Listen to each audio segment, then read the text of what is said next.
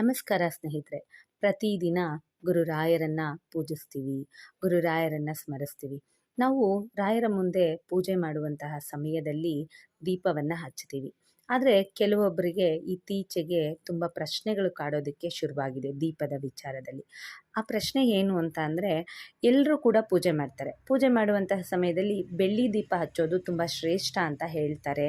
ಆದರೆ ನಮ್ಮ ಬಳಿ ಬೆಳ್ಳಿ ದೀಪ ಇಲ್ಲ. ನಾವು ಹಿತ್ತಾಳೆ ದೀಪನೋ ಅಥವಾ ಮಣ್ಣಿನ ದೀಪನೋ ಹಚ್ಚೋದ್ರಿಂದ ನಮಗೇನಾದರೂ ಕೆಟ್ಟದಾಗುತ್ತಾ ಅಥವಾ ಒಳ್ಳೆಯದಾಗೋದಿಲ್ವಾ, ನಾವು ಅಂದ್ಕೊಂಡಿರುವಂತಹ ಕೆಲಸ ಕಾರ್ಯಗಳಿಗೆ ರಾಯರ ಅನುಗ್ರಹ ಸಿಗೋದಿಲ್ವಾ ಅನ್ನುವಂತಹ ನಾನಾ ರೀತಿಯ ಪ್ರಶ್ನೆಗಳನ್ನು ಮನಸ್ಸಿನಲ್ಲಿ ತುಂಬಿಕೊಂಡಿರ್ತಾರೆ. ಅಂತಹ ಅವರಿಗೆಲ್ಲ ಇವತ್ತಿನ ವಿಡಿಯೋದಲ್ಲಿ ಉತ್ತರ ಖಂಡಿತವಾಗಿಯೂ ಸಿಗುತ್ತೆ ಸ್ನೇಹಿತರೆ. ಎಲ್ಲೂ ಕೂಡ ವಿಡಿಯೋನ ಸ್ಕಿಪ್ ಮಾಡದೆ ನೋಡಿ ದಯವಿಟ್ಟು. ತುಂಬಾ ಒಳ್ಳೆಯ ಮಾಹಿತಿ ಇದು ಅಂತಲೇ ಹೇಳಬಹುದು. ಬನ್ನಿ ವಿಡಿಯೋದಲ್ಲಿ ಇರುವಂತಹ ಮಾಹಿತಿಯನ್ನು ಏನು ಅಂತ ಹೇಳಿ ನೋಡೋಣ. ಸ್ನೇಹಿತರೆ, ಎಲ್ಲರೂ ಕೂಡ ಬೆಳ್ಳಿ ದೀಪ ಹಚ್ಚೋದಕ್ಕೆ ಎಲ್ರಿಗೂ ಕೂಡ ಸಾಮರ್ಥ್ಯ ಇರೋದಿಲ್ಲ. ಸಾಮರ್ಥ್ಯ ಇರೋರು ಬೆಳ್ಳಿ ದೀಪನೇ ಹಚ್ಚಲಿ, ಸಾಮರ್ಥ್ಯ ಇಲ್ಲದೆ ಇರೋರು ನಿಮ್ಮ ಸಾಮರ್ಥ್ಯಕ್ಕೆ ತಕ್ಕಂತೆ ದೀಪವನ್ನು ಹಚ್ಚಿ. ಆದರೆ ಯಾವುದೇ ಕಾರಣಕ್ಕೂ ಸ್ಟೀಲಿನ ದೀಪಗಳನ್ನು ಹಚ್ಚಬೇಡಿ. ಇದೊಂದು ತಪ್ಪನ್ನು ಯಾವುದೇ ಕಾರಣಕ್ಕೂ ರಾಯರ ಮುಂದೆ ಇಲ್ಲ, ಯಾವುದೇ ದೇವರ ಮುಂದೆ ಆಗಲಿ ಮಾಡಬೇಡಿ. ಬೆಳ್ಳಿ ದೀಪವನ್ನು ಹಚ್ಚೋದ್ರಿಂದ ತುಂಬಾ ಒಳ್ಳೆಯದು ಅಂತಲೇ ಹೇಳ್ಬೋದು. ಏಕೆಂದರೆ ನಾವು ಬೆಳ್ಳಿ ದೀಪದಲ್ಲಿ ತುಪ್ಪವನ್ನು ಹಾಕಿ ರಾಯರಿಗೆ ತುಪ್ಪದ ದೀಪವನ್ನು ಹಚ್ಚೋದ್ರಿಂದ ನಮಗೆ ನಾವು ಅಂದ್ಕೊಂಡಿರುವಂತಹ ಎಷ್ಟೇ ದೊಡ್ಡ ಕಾರ್ಯಗಳಾಗಿರ್ಬೋದು, ತುಪ್ಪದ ದೀಪದ ಮುಂದೆ ಸಂಕಲ್ಪವನ್ನು ಮಾಡಿಕೊಂಡಾಗ ನಮಗೆ ರಾಯರ ಅನುಗ್ರಹ ಬೇಗನೆ ಸಿಗುತ್ತೆ. ಆದರೆ ಬೆಳ್ಳಿ ದೀಪ ಇಲ್ಲದೆ ಇರೋರು ಏನು ಮಾಡಬೇಕಲ್ವಾ, ಹಿತ್ತಾಳೆ ದೀಪದಿಂದನೂ ಕೂಡ ಹಚ್ಬೋದು.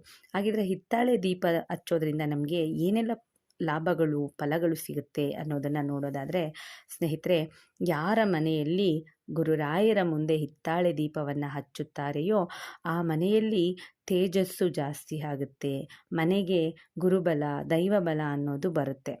ಯಾರ ಮನೆಯಲ್ಲಿ ದೇವರ ಒಂದು ಮುಂದೆ ಹಿತ್ತಾಳೆ ದೀಪವನ್ನು ಹಚ್ಚಿ ಗುರುರಾಯರನ್ನು ದೇವರನ್ನು ಪೂಜಿಸ್ತಾರೋ ಆ ಮನೆಯಲ್ಲಿ ರೋಗ ಬಾಧೆಗಳು ಅಪಮೃತ್ಯುಗಳು ಬರೋದಿಲ್ಲ. ಯಾರ ಮನೆಯಲ್ಲಿ ಸಂಕಲ್ಪ ಸಮೇತ ಹಿತ್ತಾಳೆ ದೀಪವನ್ನು ಹಚ್ಚಿ ದೀಪಕ್ಕೆ ಪೂಜಿಸಿ ರಾಯರಿಗೆ ದೇವರಿಗೆ ಪೂಜೆ ಮಾಡುತ್ತಾರೋ ಆ ಮನೆಯಲ್ಲಿ ಸರ್ವ ವಿವಾಹ ದೋಷಗಳು ಕೂಡ ನಿವಾರಣೆಯಾಗಿ, ವಿಘ್ನಗಳು ನಿವಾರಣೆಯಾಗಿ ವಿವಾಹ ಯೋಗವು ಕೂಡ ಕೂಡಿ ಬರುತ್ತದೆ. ಹಾಗೆ ಮಂತ್ರಸಿದ್ಧಿ ಬೇಕು ಅನ್ನೋರು ಕೂಡ ಹಿತ್ತಾಳೆ ದೀಪ ಹಚ್ಚಿ ಪೂಜಿಸೋದ್ರಿಂದ ಆ ಮಂತ್ರಸಿದ್ಧಿ ಅನ್ನೋದು ಬೇಗ ಸಿದ್ಧಿ ಆಗುತ್ತೆ. ಈ ರೀತಿಯಲ್ಲಿ ರಾಯರ ಮುಂದೆ ಆಗಲಿ ದೇವರ ಮುಂದೆ ಆಗಲಿ ನಾವು ಹಿತ್ತಾಳೆ ದೀಪವನ್ನು ಹಚ್ಚೋದ್ರಿಂದ ಕೂಡ ನಮಗೆ ಒಳ್ಳೆಯ ಫಲ ಅನ್ನೋದು ಇದೆ, ರಾಯರ ಅನುಗ್ರಹ ಅನ್ನೋದು ಕೂಡ ಸಿಗುತ್ತೆ ಸ್ನೇಹಿತರೆ.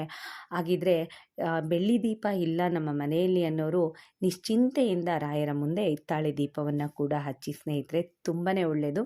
ಆದರೆ ಎಣ್ಣೆ ಯಾವುದೇ ಕಾರಣಕ್ಕೂ ಬಳಸಬೇಡಿ. ನಿಮ್ಮ ಶಕ್ತಿ ಅನುಸಾರ ತುಪ್ಪವನ್ನು ಬಳಸಿ. ತುಂಬ ತುಪ್ಪವನ್ನೇ ಹಾಕಿ ದೀಪ ಹಚ್ಚಬೇಕು ಅಂತ ಏನೂ ಇಲ್ಲ. ತುಪ್ಪದಲ್ಲಿ ಬತ್ತಿಗಳು ಬರುತ್ತೆ, ತುಪ್ಪದ ಬತ್ತಿ ಅಂತಲೇ ಹೇಳಿ ಬರುತ್ತೆ. ನೀವು ಒಂದು 100 ಗ್ರಾಮ್ ತುಪ್ಪವನ್ನು ತೆಗೆದುಕೊಂಡು ಬಂದು ಒಂದು ಸಣ್ಣದಾದಂತಹ ಬಾಕ್ಸಿಗೆ ಆ ತುಪ್ಪವನ್ನು ಹಾಕಿ ತುಪ್ಪದ ಬತ್ತಿಗಳನ್ನು ಅದರಲ್ಲಿ ನೆನೆಸಿಟ್ಬಿಟ್ಟು ನೀವು ದಿನಾಗಲೂ ಕೂಡ ಆ ತುಪ್ಪದ ಬತ್ತಿಯನ್ನು ಎತ್ತಿಬಿಟ್ಟು ದೀಪದಲ್ಲಿ ಇಟ್ಟು ನೀವು ದೀಪವನ್ನು ಹಚ್ಚೋದ್ರಿಂದ ಕೂಡ ನಿಮಗೆ ಒಳ್ಳೆಯದೇ ಅಂತಲೇ ಹೇಳ್ಬೋದು. ನೋಡಿದ್ರಲ್ವಾ, ಬೆಳ್ಳಿ ದೀಪ ಇಲ್ಲದೆ ಇರೋರು ಹಿತ್ತಾಳೆ ದೀಪವನ್ನು ಕೂಡ ಹಚ್ಚಿ ತುಂಬಾ ಒಳ್ಳೆಯ ಒಂದು ಅನುಗ್ರಹ ಅನ್ನೋದು ಸಿಗುತ್ತೆ ಸ್ನೇಹಿತರೆ. ಶುಭ ದಿನ.